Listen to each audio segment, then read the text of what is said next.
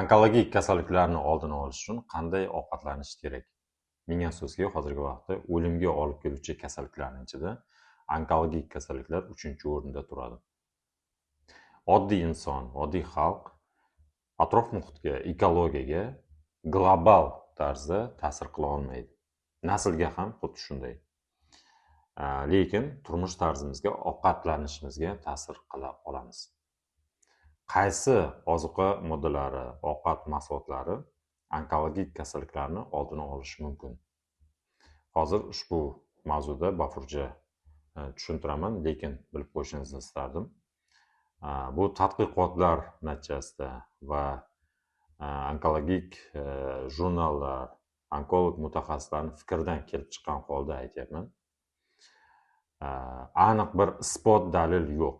Ya'ni shu mahsulotni qabul qilsangiz sizni butun umr onkologik kasalliklar uchramaydi degan faraz yo'q. Tadqiqotlar nima uchun bajariladi? Ko'p insonlarni hayot turmush tarzida ushbu qaysidir mahsulotni ko'p iste'mol qilgan insonlarda onkologik kasalliklar kam uchrashini inobatga olib, statistik ma'lumotlarga tayanib ushbu farazlar, nazariyalar va tadqiqot natijalari keng ommaga aytiladi. Shu ko'rsatkichlarga tayanib ushbu ma'lumotlarni biz shifokorlar sizlarga, ya'ni oddiy xalqqa aytishni lozim deb topdik. Ozuqa mahsulotlari, xususan ichimliklarning ichida eng foydalisi bu choy hisoblanadi. Ko'k choy qora choyga nisbatan ko'proq antioksidant foydali xususiyatlarga ega. Bekorga sharqiy davlatlarda, xususan O'rta Osiyoda, O'zbekistonda azaldan choyni sevib iste'mol qilishadi. Ko'proq choy iching. Foydali mahsulotlarning ichida karam va brokoli alohida o'ringa ega. Ya'ni alohida eslatma. Yog'da qovurishni maslahat bermayman, chunki yog' kislotalari ta'sirida foydali xususiyatlari yo'qoladi. Ko'proq qaynatib yoki bug'da pishirgan ma'qul. Chesnok bu juda ham foydali ozuqa mahsuloti, aynan onkologik kasalliklarni oldini olish uchun. Yoshlar uncha mensishmaydi, og'izdan hid keladi deb, lekin qariyalarimiz e'tibor bergan bo'lsangiz juda ham sevib iste'mol qilishadi. Umuman xalqimiz azaldan necha asrlardan beri, ming yillardan beri bilishadi qaysi ovqat, qaysi ozuqa mahsuloti foydali ekanligini. Shular qatoriga ham o'sha chesnok, sarimsoq, piyoz kiradi. Kurkuma bizning hududda unchalik rusum bo'lmagan mahsulot, lekin chet ellarda, ayniqsa Janubiy Sharqiy Osiyoda, Afrika davlatlarida bu juda ham mashhur. Men Ukrainada, Kiyev shahrida o'qigan vaqtim, yotoqxonada xonadoshim Nigeriya fuqarosi edi va deyarli hamma ovqatiga kurkuma ishlatar edi. Ushbu ma'lumotni ham, ya'ni kurkuma haqida ham o'zingiz uchun e'tiborga olib qo'yishingiz mumkin.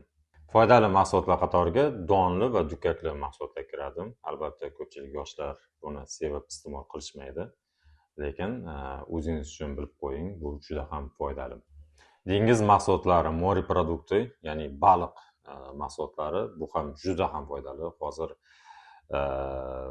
BATlar, ya'ni omega 3 haqida juda ham ko'p eshitgansiz. Hamma organ sistemalariga, organizmga juda ham foydali xususiyatlari bor. Shu uchun ko'proq baliq mahsulotlarini iste'mol qiling. Pomidorlar, ya'ni tomatin, men hazillashmayapman.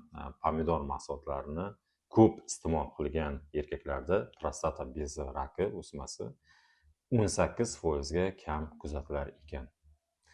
Shu bilan birga rukola o'simligi va avokado mevasi albatta bizlarning hududda bu kam uchraydi, lekin baribir ushbu mahsulotlar ham onkologik kasalliklarni oldini olish uchun foydali xususiyatlarga ega. Zaytun moyi, olivko'l maslo ko'proq chet ellardan mashhur bo'lgan ushbu mahsulot hozirda yurtimizda ham keng ommada rusum bo'lyapti. Hammaga maslahat berardim, ko'proq ushbu mahsulotni qabul qilishni. Va eng oxirgisi donli mevalar, ya'ni mevani ichida danaga bo'lgan mahsulotlar. Bu juda ham antioksidant xususiyatga ega, foydali. Ko'proq ushbu mevalarni iste'mol qiling. Hurmatli do'stlar, ushbu sanab o'tilgan mahsulotlarning ichida ko'pchiligi bizlarni yurtimizda bor, topsa bo'ladi va uncha qimmat bo'lmagan oziq mahsulotlari hisoblanadi. Sizlarga ko'proq ushbu mahsulotlarni qabul qilib, onkologik kasalliklarni oldini olishingizni maslahat berardim. Salomat bo'ling.